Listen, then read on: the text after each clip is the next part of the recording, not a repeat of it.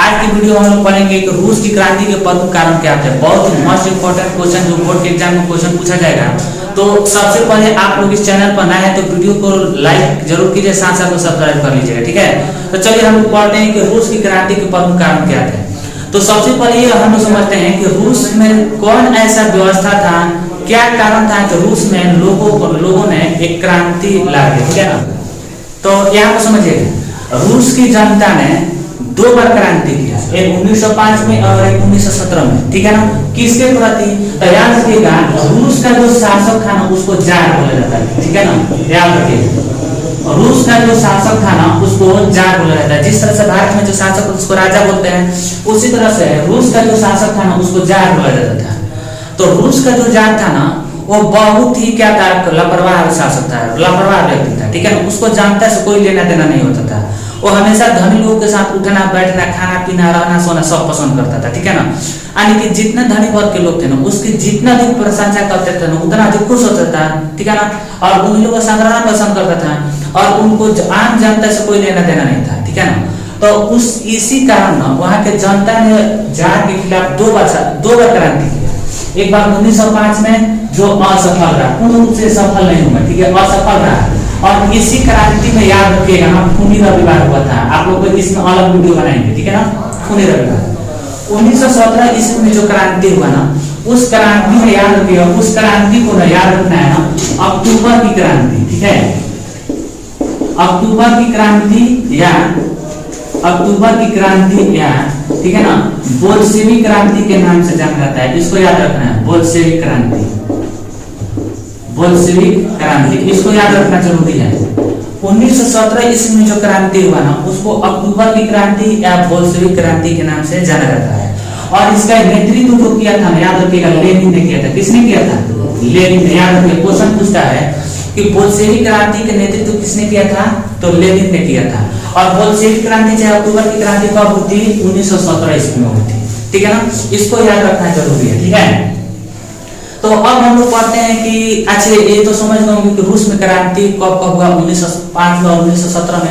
1905 में जो क्रांति हुई पूर्ण रूप से सफल नहीं असफल हुई। इसी क्रांति में एक क्वेश्चन पूछा है खूनी रविवार, ठीक है ना। ये क्वेश्चन इस वाला वीडियो बनाऊंगा। और 1917 ईस्वी में जो क्रांति हुई अक्टूबर के महीने में हुई थी, इसलिए उस अक्टूबर की क्रांति कहा जाता है या बोल्शेविक क्रांति कहा जाता है। कब हुआ था? 1917 ईस्वी में। बोल्शेविक क्रांति अक्टूबर क्रांति का नेतृत्व किसने किया था? लेनिन ने किया था, ठीक है ना। अब यहाँ से पूछता है क्वेश्चन कि रूस का जो शासक था उसको किस नाम से जाना जाता है? जार के नाम से, ठीक है ना। और एक बात याद रखिएगा, उस समय 1917 ईस्वी में जो रूस का जो शासक था ना, याद रखिएगा, वो जो था जार निकोलस द्वितीय। याद रखिएगा, जार निकोलस द्वितीय, याद रखना जरूरी है एकदम। पूछता है क्वेश्चन कि रूस की क्रांति के समय रूस का जार कौन था? तो जार निकोलस द्वितीय। तो ये आप लोग पूरा बायोडाटा समझ लें कि रूस की क्रांति कब हुआ था, किसके नेतृत्व में हुआ था, उस क्रांति को किस नाम से जाना जाता है। ऑब्जेक्टिव बहुत सारा कंप्लीट हुआ। अब हम लोग देखते हैं कि इस क्रांति के प्रमुख कारण कौन कौन से थे, ठीक है।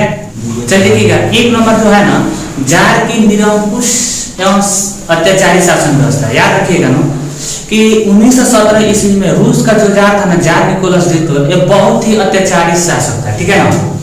इस तरह से अत्याचारी बोले चाहे लापरवाह बोले, ठीक है ना, उस मतलब बहुत ही लापरवाह अत्याचारी शासक था, जार था, ठीक है ना। उसको जनता से कोई लेना देना नहीं रहता था। वो हमेशा धनी वर्ग के लोगों के साथ उठना बैठना, खाना पीना, रहना सोना, उठना बैठना सब रहता था, ठीक है ना। उसके जितने अधिकारी थे ना सब के सब क्या थे ना कि बहुत ही अत्याचारी, लोगों को तरह तरह के जुल्म करते थे, ठीक है ना। इसके अलावा जार निकोलस जो द्वितीय था ना, वो अपने को ना साक्षात ईश्वर का भेजा हुआ दूत समझता था, ठीक है ना। वो बोलता था ना हमको जो भेजा है ना वो ईश्वर भेजे हुए, ठीक है ना। वो अपने आप को सबसे ज्यादा शक्तिशाली मानता था, ठीक है ना। अब इस चलते ना, ठीक है ना, और इस कारण से वहां के लोगों ने क्या किया ना, ठीक है ना, एक बार समझिए फिर से। जार जो था, जार निकोलस द्वितीय जो था ना, वो बहुत ही अत्याचारी था, ठीक है, बिल्कुल लापरवाह था, लोगों से कोई लेना देना नहीं रहता था, ठीक है ना। लोगों के बारे में कुछ सोचता ही नहीं था, ठीक है ना। और उसके जितने भी अधिकारी थे सब के सब क्या थे ना, उनके मतलब उसके सेवा में लगा रहते थे, जार के सेवा में लगा रहते थे, ठीक है। अब इस कारण से वहाँ के जो लोग थे ना, वहाँ की जो जनता थी ना, जार के प्रति भड़क गई थी ना, और उन्होंने जार के प्रति क्या करते हैं, उसमें जार के प्रति विद्रोह की भावना जग गई और उन लोगों ने उस जार के प्रति 1917 इसमें क्रांति कर दिया। ठीक है ना, यही मतलब इस जो कारण था ना, जार की निरंकुश एवं जारी शासन व्यवस्था था ना, और इसके खिलाफ जो जनता ने क्या कर दिया ना कि विद्रोह कर दिया ना, वो रूस की क्रांति का सबसे बड़ा कारण था। ठीक है ना, और इसके बारे में आप लोग को डिस्क्रिप्शन बॉक्स में इसका आंसर लिख दूंगा, वहां से आप लोग इसको नोट कर लीजिएगा। ठीक है, चलिए अब हम लोग दूसरा नंबर समझते हैं। 2 नंबर जो दिया है ना, रूसीकरण की नीति। और रूसीकरण की नीति क्या था, इसको समझिएगा। देखिएगा, रूस जो है ना, रूस दुनिया का सबसे बड़ा देश है। ठीक है ना, अब देखिएगा, रूस में स्लाव जाति की संख्या सबसे अधिक थी। इसके अलावा स्लाव धर्म जाति के लोग सबसे अधिक थे। इसके अलावा जर्मन के लोग थे, जर्मन धर्म के, पोलो, यहूदी, बहुत सारे धर्म के लोग रहते थे। और सभी धर्मों की जो बोली थी ना, बोली, रहन सहन, ठीक है ना, और उसकी भाषा सब की सब अलग अलग थी। लेकिन रूस का जो जार था ना, वो बोल रहा था कि सभी धर्म को खत्म कर दीजिए और रूस में सिर्फ एक धर्म रहेगा। ठीक है ना, एक धर्म रहेगा, एक चर्च रहेगा और एक ही जार रहेगा। ठीक है ना, एक ही शासन। तो ये जो व्यवस्था उसको रूसीकरण बोलते हैं।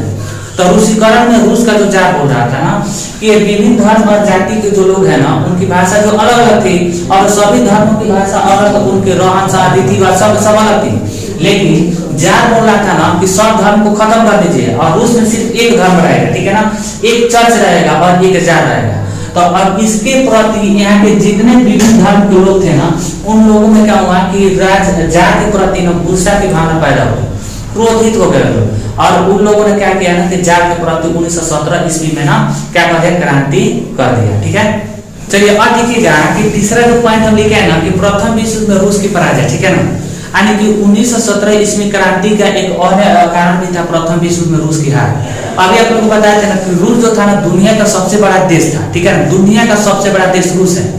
लेकिन प्रथम विश्व युद्ध में एक छोटे से देश से हार जाने के कारण ना वहाँ के लोगों का जो मनोबल था ना वो टूट गया। ठीक है ना, कि एक छोटा सा देश से एक बड़ा सा देश अगर हार जाए तो वहाँ के लोगों में क्या मतलब शर्म के मारे नवे लोग, शर्म के मारे हुए लोग युद्ध अब नहीं करना चाहते थे। ठीक है ना, और अब ये देखिएगा, अब जो जार था ना, जार उसको प्रथम विश्व में हार हुआ ना, उसे कोई लेना देना नहीं था। ठीक है ना, वो अपने भोग विलास ऐशोआराम की जिंदगी में जीता रहा। ठीक है ना, अब बताइए कि दुनिया का सबसे बड़ा देश अगर किसी छोटे देश से हार जाए और वहाँ की जो राजा है ना, वो भोग विलास ऐशोआराम की जिंदगी में जी रहा हो तो वहाँ के ऐसे में लोगों ने, वहाँ की जो जनता थी ना, उस जार के प्रति क्या कर दिया, क्रांति कर दिया। ठीक है ना, ये क्रांति 1917 में सब हुआ था ना। ठीक है ना, तो यह भी एक बहुत बड़ा कारण था। प्रथम विश्व में रूस की पराजय क्रांति का सबसे बड़ा कारण था। ठीक है ना, तो इसको भी और देखिएगा, इस सबका आंसर मैं डिस्क्रिप्शन बॉक्स में लिखा हूँ, वहां से आप लोग जाकर इसको नोट कर सकते हैं। ठीक है, अब देखिए, अब हम समझते हैं मजदूरों की दयनीय स्थिति। ठीक है ना, देखिएगा, रूस में जब औद्योगिक क्रांति, जैसे कि बहुत सारे यूरोपीय देशों में औद्योगिक क्रांति हो गई थी, लेकिन रूस में ना औद्योगिक क्रांति बहुत पिछड़ा रह गया था, बहुत पीछे हुआ था। औद्योगिक क्रांति के मामले में रूस बहुत पीछे था। ऐसे में वहाँ पर जो भी उद्योग और कारखाना था ना, तो वहाँ पर जितने भी मजदूर थे, चाहे मजदूर हो चाहे किसान हो ना, उन लोगों की स्थिति बहुत ही दयनीय थी। वहाँ के जो जार था, जार और उसके जितने सारे अधिकारी थे ना, मजदूरों से बहुत अधिक मेहनत करवाते थे। यानी कि उनके दिन का लगभग 12 घंटा 15 घंटा काम कराते थे। ठीक है, और उनके बदले उनका जो वेतन था बहुत कम देते थे, बहुत पैसा कम देते थे। इसके अलावा के जो किसानों की स्थिति जो थी ना, मजदूरों की स्थिति बहुत ही दयनीय थी। ठीक है ना, वहाँ के किसानों को, मजदूरों को ठीक से रहने के लिए घर नहीं था, पहनने के लिए कपड़े नहीं थे, खाने के लिए भोजन नहीं थे। ठीक है ना, और इस सब पर ध्यान जार बिल्कुल नहीं देता था। ठीक है, इस सब पर उनकी स्थिति को बिल्कुल वह नहीं समझता था। इसलिए वहाँ के जितने सारे मजदूर थे, जितने सारे किसान थे ना, उन लोग के जार के प्रति उन लोगों में असंतोष की भावना पैदा हो गई थी और उन लोगों ने मिल करके जार के प्रति विद्रोह कर दिया 1917 में, जिसे क्रांति का नाम दिया गया था। अब देखिए पांचवा हम लोग पढ़ते हैं। अब देखिए सबसे अंतिम जो पांचवा लिखा है ना, जरीना और राष्ट्रपुतिन का योगदान क्या था, यहाँ पर इसको समझिएगा। यानी कि अब देखिएगा, अभी आप लोग बता गए हैं कि रूस को जो जार था ना, जार निकोलस द्वितीय, वो काफी ऐशोआराम की जिंदगी जीता था। ठीक है, अब वो क्यों जीता था, इसके पीछे देखिएगा। जरीना जो थी ना, जार निकोलस द्वितीय की पत्नी थी। यहाँ पर समझिएगा, जार निकोलस द्वितीय, ठीक है, जार निकोलस द्वितीय, 1917 ईस्वी में रूस का शासक था, इसकी पत्नी का नाम था जरीना, ठीक है ना, जरीना, ठीक है ना। अब क्या जरीना जो थी ना, मतलब जार की पत्नी का नाम था जरीना, और जरीना जो थी ना एक पादरी था, ठीक है ना, पादरी जिसका नाम था राजपुतीन, राजपुतीन याद रखिएगा, ठीक है, इसके वश में थी, ठीक है ना, किसके वश में थी, पादरी के वश में, यानी कि पादरी जो कहता था वो जरीना करती थी, ठीक है।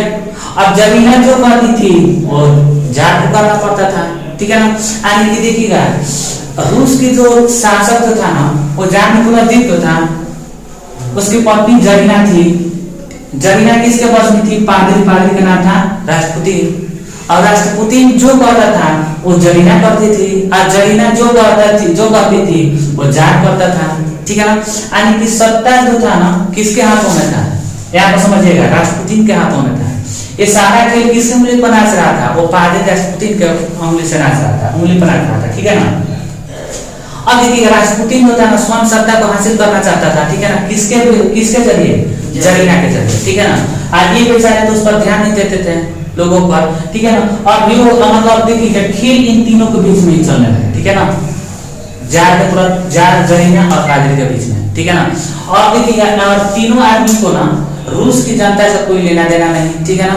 और इसके खिलाफ में लोगों में क्या विद्रोह की भावना जगी, और उन लोगों ने जार का प्रति क्या कर दिया, विद्रोह कर दिया 1917 ईस्वी में। तो यही सब क्या है कि रूस की क्रांति के प्रमुख कारण था, ठीक है ना, जिसके चलते 1917 ईस्वी में ही ना जार निकोलस द्वितीय को ना गद्दी छोड़ना पड़ा, और रूस में कई सालों से चलता आ रहा रोमनो वंश का अंत हो गया, ठीक है ना, याद रखिएगा रोमनो वंश का अंत हो गया, इसको याद रखना है। पूछता है ना कि रोमनो वंश का अंत कब हुआ, तो 1917 ईस्वी में, ठीक है ना, जब जार निकोलस द्वितीय ने 1917 क्रांति के बाद जब गद्दी छोड़ दिया तब कई सालों से चलता आ रहा है रूस में रोमनो वंश का अंत हो गया। तो ये क्वेश्चन पूछता है कि रूस में रोमनो वंश का अंत कब हुआ था, तो 1917 ईस्वी में, ठीक है ना। तो ये जो आज का मतलब ये वीडियो अगला बार अगली कल पे जो वीडियो बनाएंगे वो फ्रांस की क्रांति का प्रमुख काम क्या कहते हैं उसका मैं बनाऊंगा।